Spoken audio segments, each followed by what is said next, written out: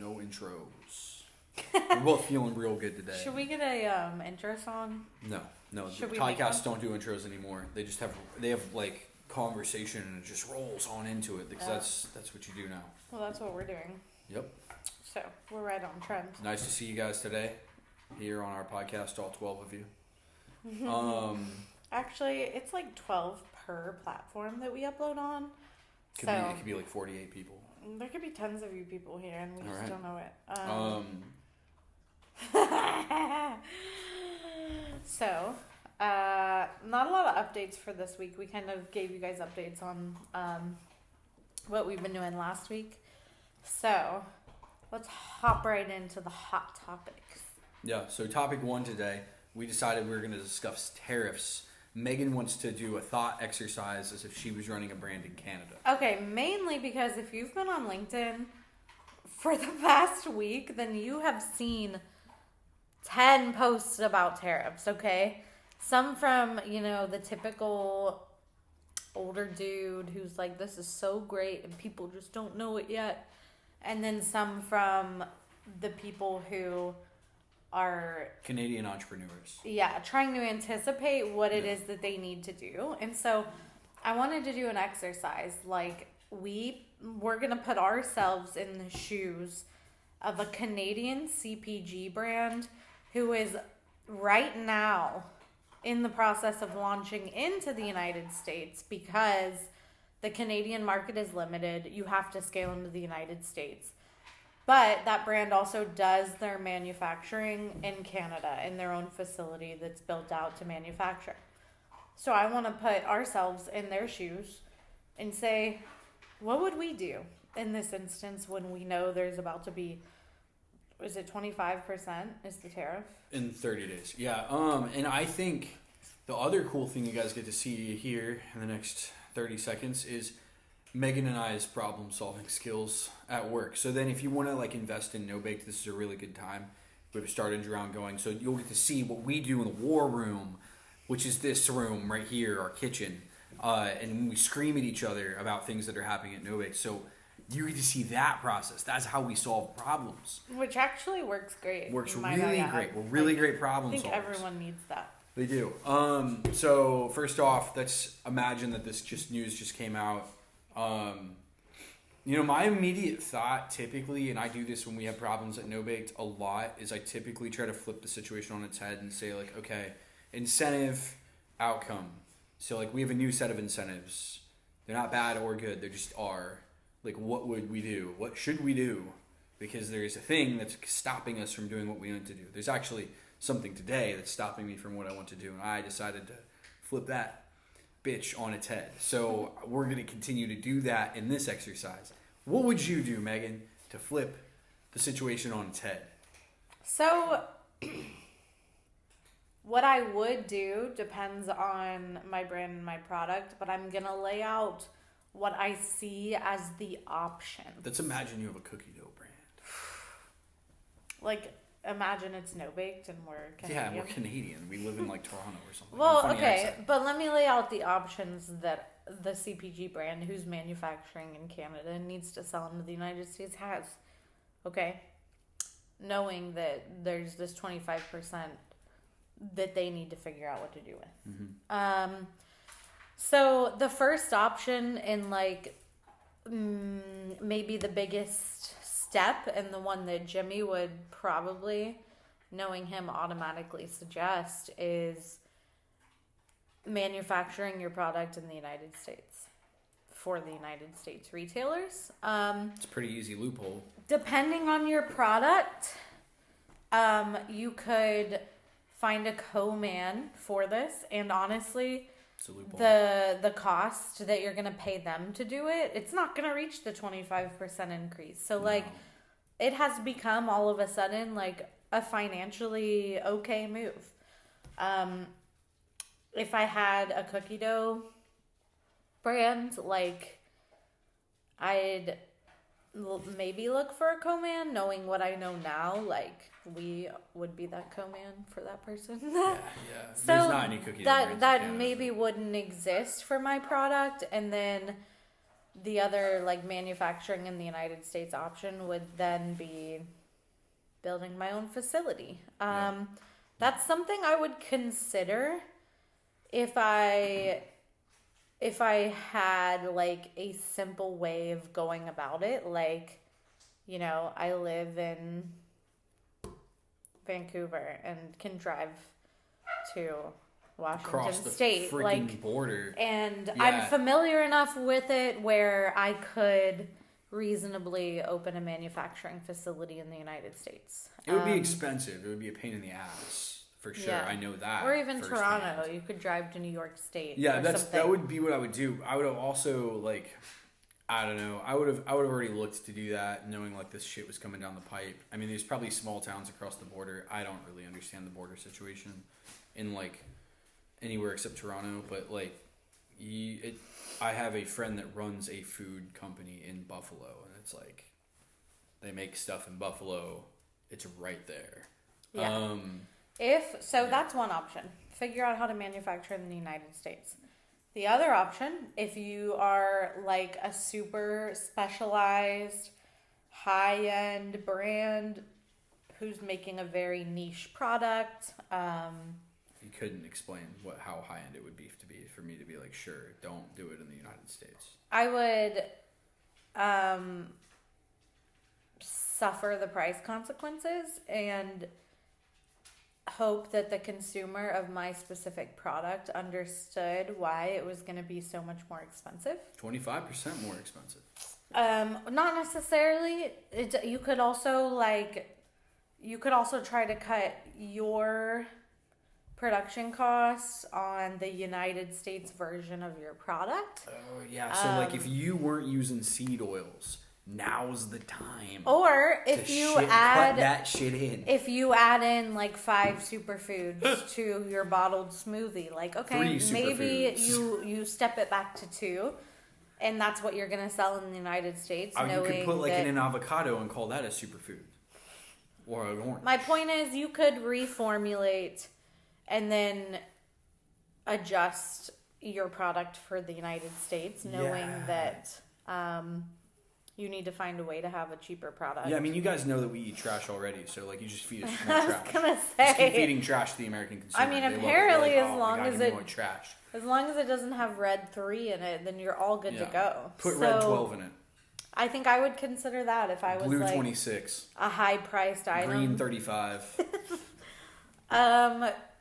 And then the other option is just to kind of see what happens, like with your distributors and the retailers, and what it actually means for you once the tariffs take effect, and then adjust your pricing and target the very highest end retailers in the US, and maybe like figure out if that scale is big enough for you, or if you need to figure something else out with your product. But you could just keep going as you are and hope that people understand grocery prices in general are going up for us. Let's just throw our expensive product out there and hope for the best. You need to stop the dogs right now. There's one dog that's trying to eat me, and then there's 2 more that are like running around your kitchen. Well, they're fine.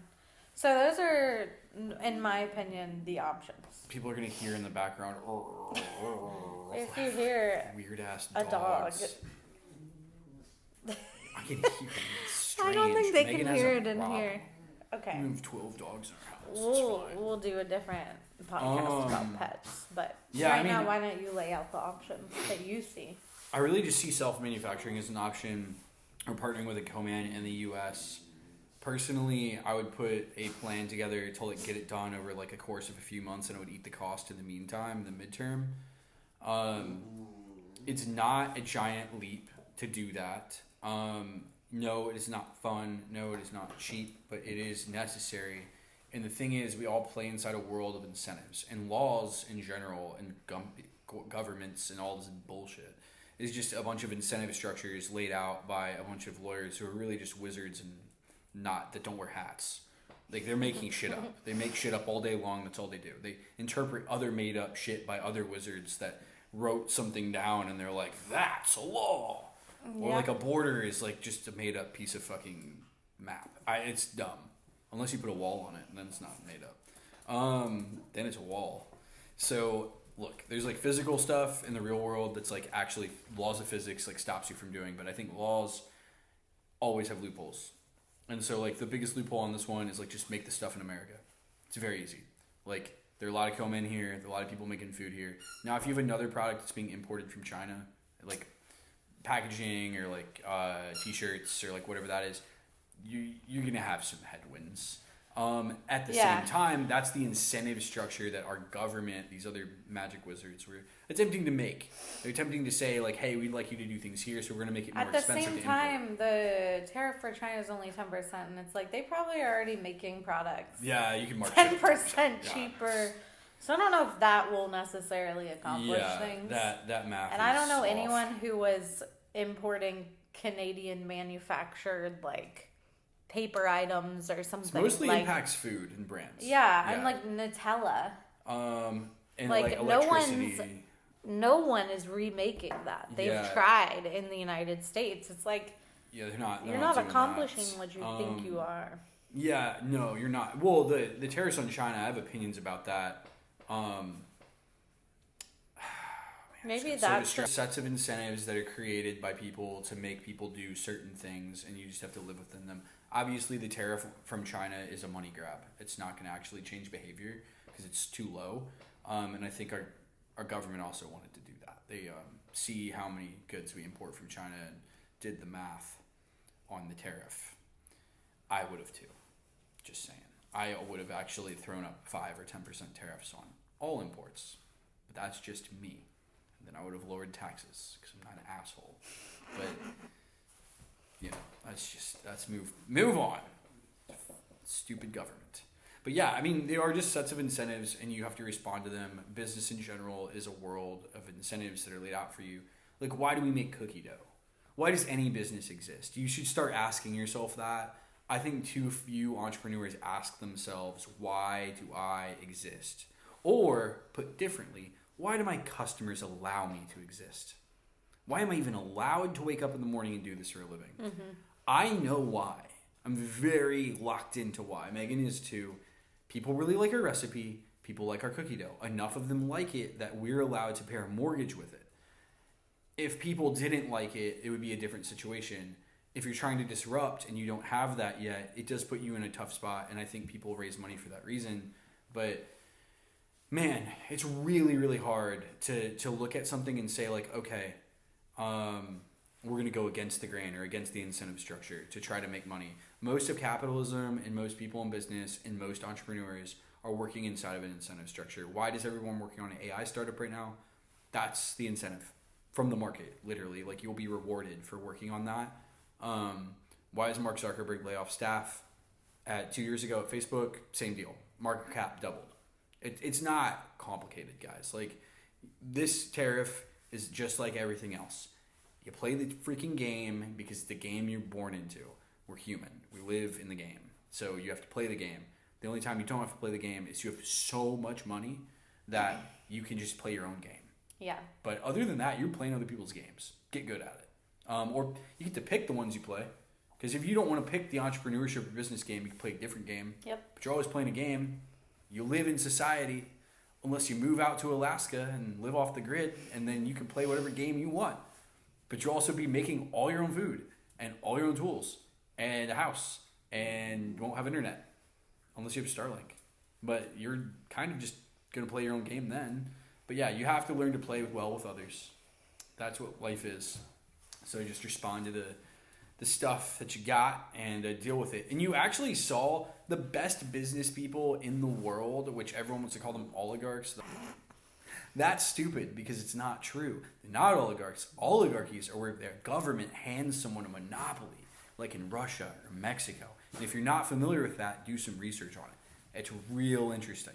Say you're the guy that wants to manufacture all the path to that is in America right now, though. Sure. If you're paying attention. The path. Anyways, the guys that you saw at the inauguration, the people that are like kowtowing to Donald Trump, they're not doing it because they think Donald Trump's a genius. He's a moron. That's obvious. But the thing that they're doing is they're saying like, okay, incentive structure has changed. I shall change with it because I like money. Personally, that's what I do. I like money, therefore I play the game of entrepreneurship in order to win, not in order to make a point. The people that did that, those are the people that overfunded D2C companies in 2021 and wouldn't fund me. I am making money and their funds blew up. Yeah, so not great. That's how I feel about you. It's definitely how I feel about you. You passed on me and you blew up your fund on better for you shit. Because that's what it was. And I'm going to buy that company. I'm going to post a Thanos meme. Anyways. Well, okay, so those are good solutions. I think if I was a CPG brand in Canada right now and I was faced with those, I would be doing a lot of exercises to figure out which one I was about to do because the tariffs are going to take effect. I think that's pretty obvious. They've been paused, but like it's going to happen. So I would say don't not scale into the United States because of it, because the market is still like, that's what you need. You have to do it. The American consumer is so fat. But not even that. It's just, it's a huge food. country and it's next to you and you have to do that. Yeah. The ironic part about that eating a lot of food thing, though, that I find funny is in order to be healthier, you have a lot of people in this industry that like peddle healthy products, and I think that's great. Personally, I love you guys. I think making better food is great as long as it tastes really good. Like, you're going to convince consumers to eat it. Therein lies the issue, though. In America, we actually have a calorie problem, if I can get on my soapbox for a second, and not a ingredient problem. An overconsumption problem. If we ate less calories, do you know what would happen to the revenue of food companies? It would go down. So all of you, including the better for you items, are not actually for the health of America, because you would also like people to eat your food. Mm-hmm. I, on the other hand, have a little different opinion about it, and it's why I tell people I'm okay if people don't like buy our cookie dough every freaking day. That would be strange. Our cookie dough is a snack. You know, we're not going to like scale to the moon. It might be in like 20,000 grocery stores at some point in the next 2 years. That's the hope. I hope we sell, 12, 18 units a month at each store. I don't hope that we sell thousands. That would be bad for the world. What would be good is if people could get like a tasty snack for fun and then, control their calorie intake over the course of like a month. So I'm also not saying like you should diet culture your way to like health, because that's stupid. The calories you eat over the course of a month and the calories you burn over the course of a month aggregated generally your health. Right now, people, if you average it down to a day, like the average American's eating like 3,400 calories and they're burning not 34. Megan's seen my like Aura tracking data for calorie burn. Like when I was training for my Ironman in my peak, I was burning 3,600 a day. Yeah. On average over the course of a month.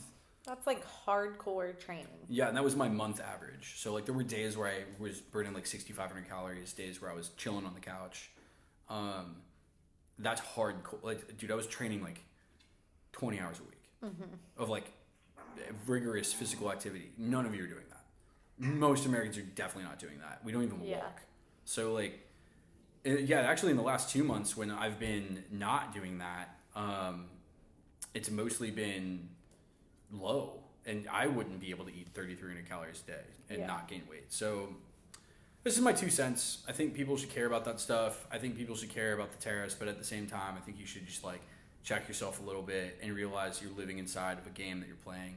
Don't get like hyped up about it. Don't become a whatever it is, an activist. It's not going to help. Yeah, right now it won't help, especially with that. It's just a challenge that you have to face. So face the challenge. Think of your solutions and do one. All right. Thanks, guys. Thanks for joining us this week. We appreciate it. Please like and subscribe. And follow me and Megan on LinkedIn for more nonsense. Don't forget, you can right now invest in No Baked for $250 only. See you guys. Bye.